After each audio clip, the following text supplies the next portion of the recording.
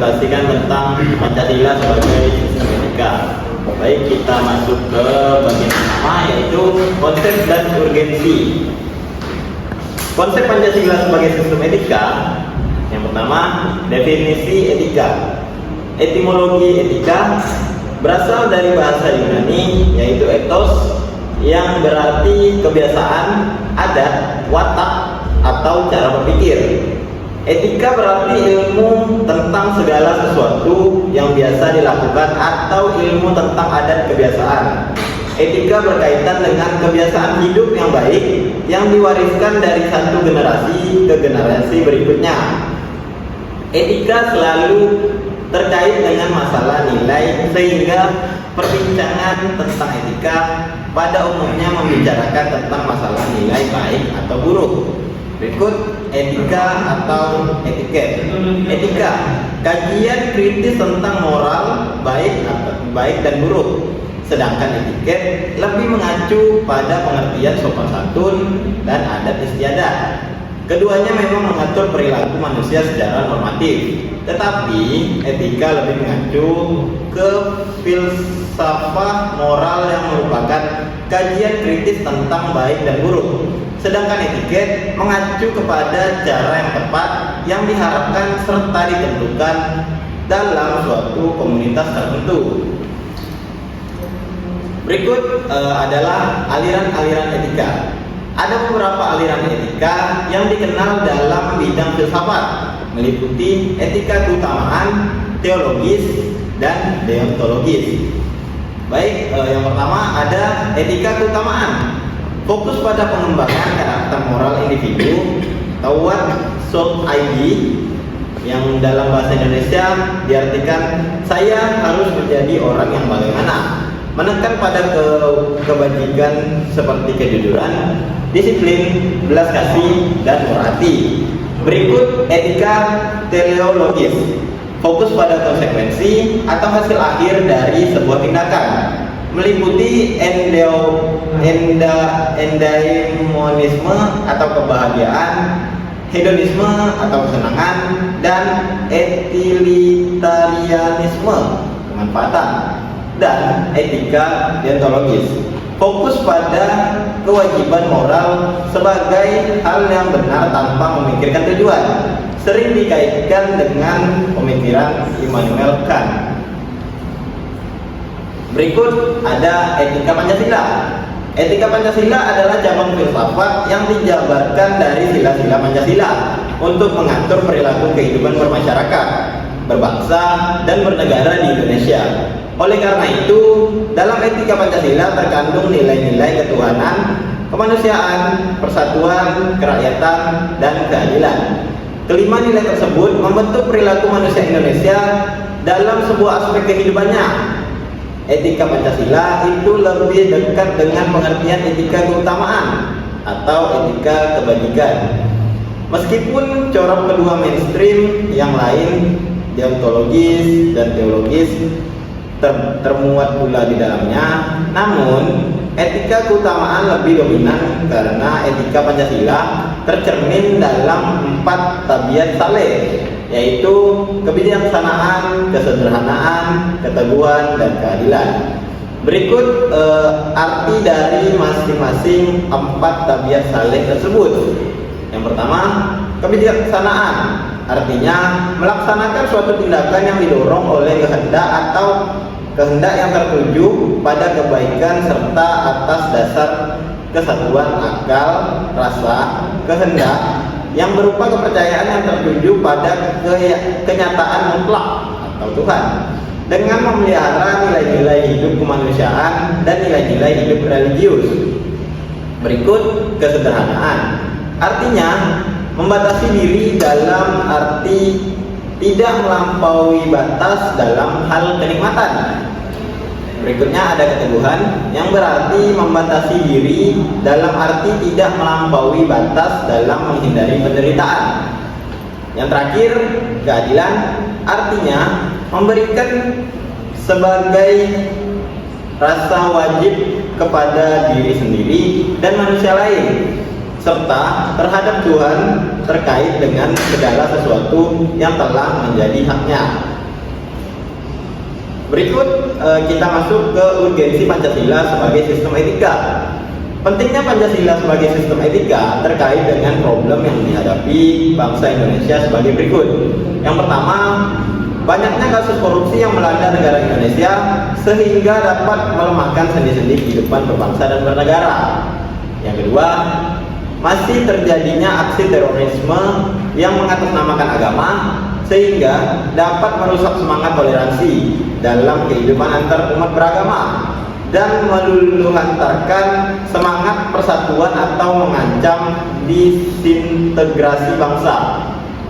Yang ketiga, masih terjadi pelanggaran hak asasi manusia atau HAM dalam kehidupan bernegara, seperti kasus penyerbuan lembaga permasyarakatan Cepongan Yogyakarta pada tahun 2013 yang lalu. Keempat, kesenjangan antara kelompok masyarakat kaya dan miskin masih menandai kehidupan masyarakat Indonesia.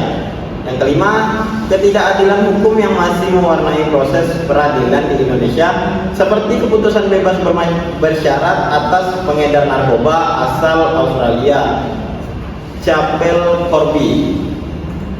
Berikutnya, yang terakhir, keenam, banyaknya orang kaya yang tidak tersedia membayar pajak dengan benar, seperti kasus penggelapan pajak oleh perusahaan, kasus Panama Papers yang menghindari atau mengurangi pembayaran pajak. Kedudukan Pancasila sebagai sistem etika dapat menjadi tuntunan atau sebagai leading principle bagi warga negara untuk berperilaku sesuai dengan nilai-nilai Pancasila. Etika Pancasila diperlukan dalam kehidupan bermasyarakat, berbangsa, dan bernegara, sebab berisikan tuntunan nilai-nilai moral yang hidup. Namun, diperlukan kajian kritis rasional terhadap nilai-nilai moral yang hidup tersebut, agar tidak terjebak ke dalam pandangan yang bersifat mitos. Berikut bagian 2 akan disampaikan oleh Enggar. Oke, masuk ke bagian 2, ada menanyakan alasan diperlukan Pancasila sebagai sistem etika. Alasan diperlukan kajian Pancasila sebagai sistem etika hadir untuk menjawab tantangan berikut. Yang pertama adalah dedikasi moral. Dedikasi moral itu terjadi ketika pengaruh globalisasi tidak sejalan dengan nilai-nilai Pancasila, tetapi justru nilai-nilai dari luar berlaku dominan. Contoh dedikasi moral antara lain penyalahgunaan narkoba, kebebasan tanpa batas, rendahnya rasa hormat kepada orang tua, menipisnya rasa kejujuran, tawuran di kalangan para remaja. Semuanya dari semua itu menunjukkan lemahnya tataan nilai moral dalam kehidupan bangsa Indonesia. Oleh karena itu, Pancasila sebagai sistem etika diperlukan kehadirannya sejak ini, terutama dalam bentuk pendidikan karakter di sekolah-sekolah. Yang kedua ada korupsi masif, karena para penyelenggara negara tidak memiliki rambu-rambu normatif dalam menjalankan tugasnya. Para penyelenggara negara tidak dapat membedakan batasan yang boleh dan tidak, pantas dan tidak, atau baik dan buruk. Pancasila sebagai sistem etika terkait dengan pemahaman atas kriteria baik dan buruk. Yang ketiga ada kesadaran pajak rendah. Pancasila sebagai sistem etika akan dapat mengarahkan wajib pajak untuk secara sadar memenuhi kewajiban perpajakannya dengan baik. Dengan kesadaran pajak yang tinggi, maka program pembangunan yang tertuang dalam APBN akan dapat dijalankan dengan sumber penerimaan dari sektor-sektor perpajakan. Lalu alasannya diperlukan kajian. Yang pertama, pelanggaran hak asasi manusia atau disebut HAM dalam kehidupan bernegara Indonesia ditandai dengan melemahnya penghargaan seorang terhadap hak pihak lain. Kasus-kasus pelanggaran HAM yang dilaporkan di berbagai media. Oleh karena itu, di samping diperlukan sosialisasi sistem etika Pancasila, diperlukan pula penjabaran sistem etika ke dalam peraturan undang-undangan tentang HAM. Yang kedua ada kerusakan lingkungan. Masyarakat Indonesia dewasa cenderung memutuskan tindakan berdasarkan sikap emosional, mau menang sendiri, keuntungan sesaat tanpa mengira dampak ditimbulkan dari perbuatannya. Contoh yang paling jelas adalah pembangunan hutan di Riau sehingga menimbulkan kabut asap. Oleh karena itu, Pancasila sebagai sistem etika perlu diterapkan ke dalam peraturan perundang-undangan yang menindak tegas para pelaku pembakaran hutan, baik pribadi maupun perusahaan yang terlibat.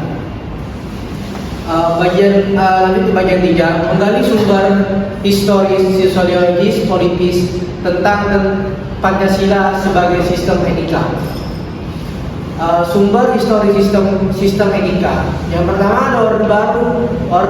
Pada zaman orde baru,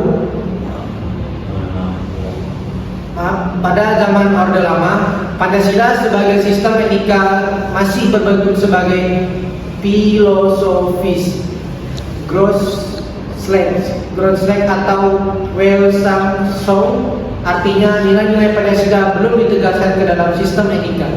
Tetapi nilai-nilai moral telah terdapat pandangan hidup masyarakat.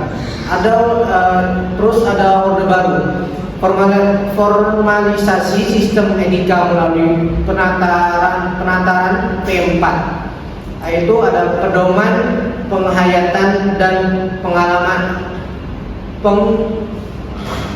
Pancasila, dan pembentukan lembaga BP7, Badan Pembinaan Pelaksanaan Pedoman Penghayatan dan Pengalaman Pancasila.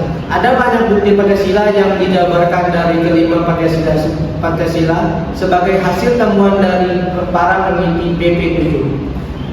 Di era reformasi, Pancasila sebagai sistem etika tenggelam dalam hiruk-hiruk perebutan kekuasaan yang menjurus kepada pelanggaran etika politik. Salah satu bentuk pelanggaran etika politik adalah abuse of power, baik oleh penyelenggara negara di legislatif, eksekutif maupun yudikatif.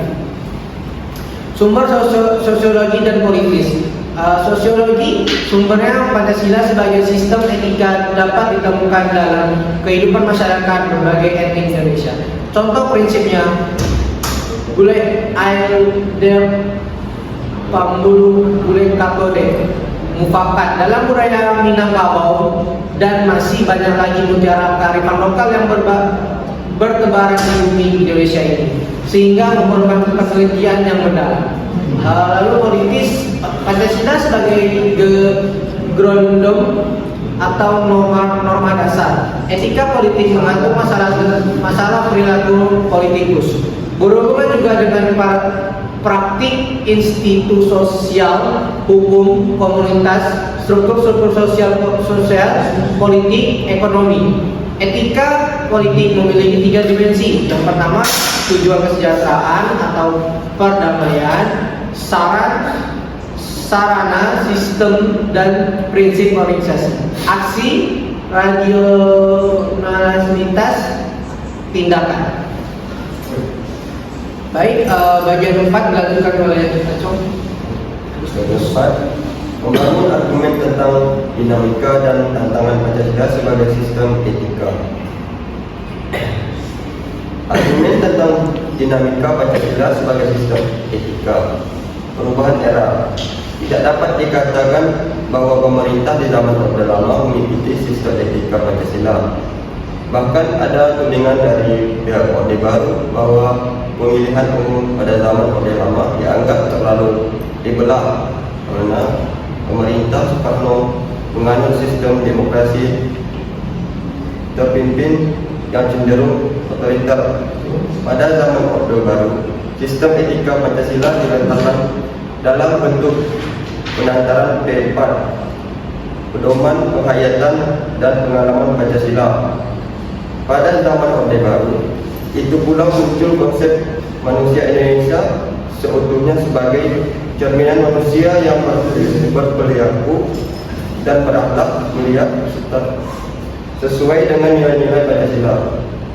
Sistem etika Pancasila pada era reformasi tenggelam dalam euforia demokrasi. Namun seiring dengan perjalanan waktu, disadari bahwa demokrasi tanpa dilandasi sistem etika politik dan dan menjurus pada penyalahgunaan kekuasaan serta Machiavellisme, menghalalkan segala cara untuk mencapai tujuan. Argumen tentang tantangan Pancasila sebagai sistem etika. Otoritarisme tentang orde lama berupa sikap otoriter sebagai yang tercermin dalam penyelenggaraan negara yang menerapkan sistem demokrasi terpimpin. Hal tersebut sesuai dengan sistem etika Pancasila yang lebih menonjol semangat musyawarah untuk mufakat. NKK, masalah kronis Orde Baru terkait dengan masalah NKK, nepotisme, kolusi dan korupsi yang merugikan penyelenggara negara. Hal tersebut tidak sesuai dengan keadilan sosial karena nepotisme, kolusi dan korupsi hanya menguntungkan segelintir orang atau kelompok tertentu. Anarkisme, euforia kebebasan berpolitik sehingga mengabaikan norma-norma moral. Misalnya, munculnya anarkisme yang memaksa kehendak dengan mengatasnamakan kebebasan berdemokrasi. Baik, selanjutnya akan dijelaskan oleh Billy. Mendeskripsikan etik dan fungsi Pancasila sebagai sistem etik.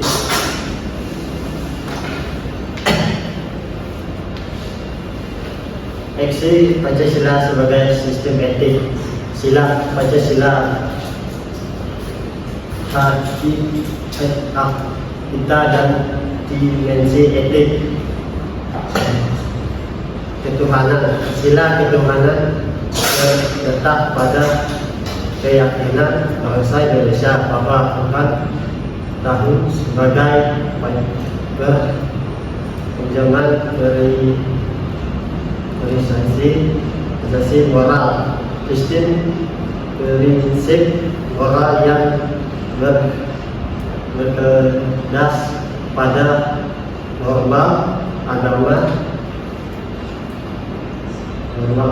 pada prinsip tersebut memiliki kekuatan untuk dilaksanakan oleh pengikut-pengikutnya.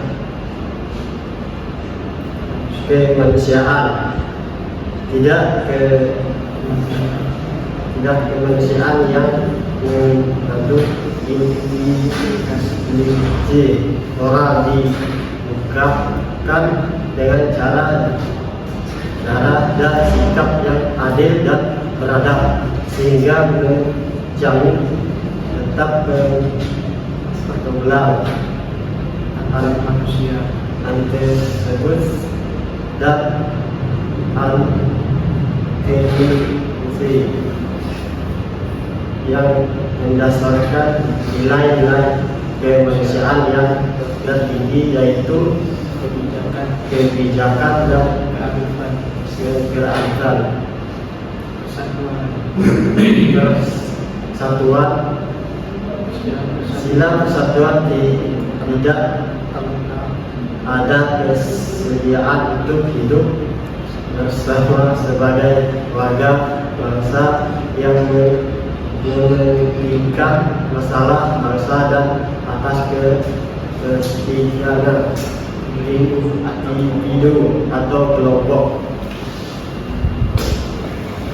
Sila Pancasila, hak etika dan definisi etik kerakyatan. Sila kerakyatan terletak pada prinsip musyawarah untuk mutlak, artinya menghargai diri sendiri sama hal lain dengan menghargai orang lain. Keadilan sosial bagi seluruh rakyat Indonesia. Sila keadilan bagi seluruh rakyat Indonesia merupakan perwujudan dari sistem etik yang tidak mengekang pada kewajiban semata biologi ontologis atau menekankan pada tujuan nakal teologis, tetapi lebih menonjol ke keutamaan definisi yang terletak dalam nilai keadilan atau sendiri. Fungsi Pancasila sebagai sistem etik, hak-hak yang penting yang sangat penting bagi pengembangan Pancasila sebagai sistem etik meliputi hak-hak sebagai berikut. Pertama, melaksanakan sila-sila Pancasila sebagai sistem etik berarti menetapkan Pancasila sebagai sumber moral dan inspirasi bagi penentu sikap tidak dan keputusan yang diambil sistem warga negara. Kedua, Pancasila sebagai sistem etik memberi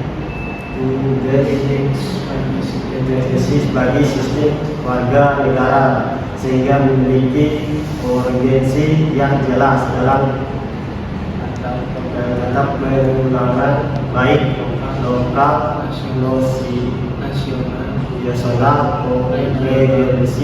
maupun internasional. Ketiga, Pancasila sebagai sistem etik dapat menjadi dasar realisasi bagi bagian kebijakan yang dibuat oleh penyelenggaraan negara sehingga tidak keluar dari semangat negara kebangsaan yang berjiwa Pancasila. Empat, Pancasila nilai yang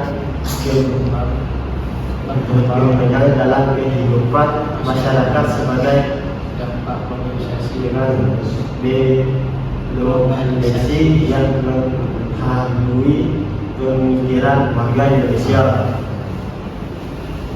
Baik, sekian mungkin itu saja untuk materi Pancasila sebagai sistem etika. Mungkin saya akan membuka sesi tanya jawab untuk teman-teman yang ingin menanyakan tentang presentasi kami tadi. Mungkin sesi tanya jawab saya buka ya. Baik, saya akan menjawab pertanyaan yang dari Bapak. Bagaimana penerapan Pancasila sebagai sistem etika dalam kehidupan mahasiswa sehari-hari? Jawabannya dengan bersikap jujur saat ujian, menghormati dosen dan teman, bertanggung jawab terhadap tugas, menghindari perbedaan pendapat, serta ikut menjaga kebersihan dan ketertiban lingkungan kampus. Ya, itu saja pertanyaan. Sudah cukup, Bapak? Sudah. Oke. Baik, untuk pertanyaan Fatul, pertanyaan apa sih?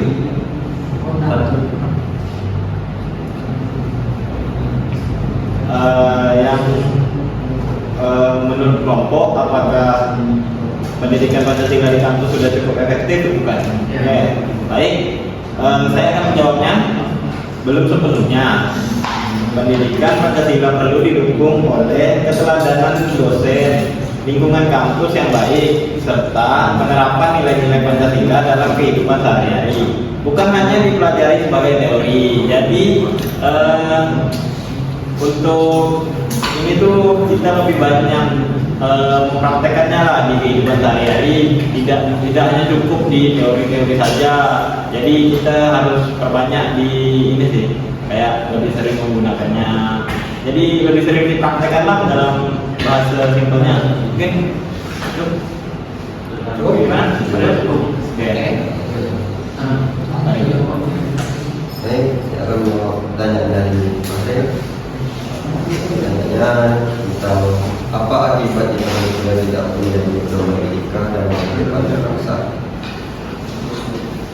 Jawabannya, akan muncul berbagai masalah seperti korupsi, pelanggaran HAM, dan konflik sosial, ketidakadilan, menurunnya moral masyarakat, dan melemahnya persatuan bangsa. Baik, sekiranya terima kasih. Oke. Baiklah, saya akan menjawab dari saya bilang mengapa korupsi dianggap bertentangan dengan nilai-nilai Pancasila? Karena korupsi melayani nilai kejujuran, keadilan, tanggung jawab, dan menginginkan masyarakat perilaku tersebut bertentangan dengan sila kedua dan sila kelima Pancasila.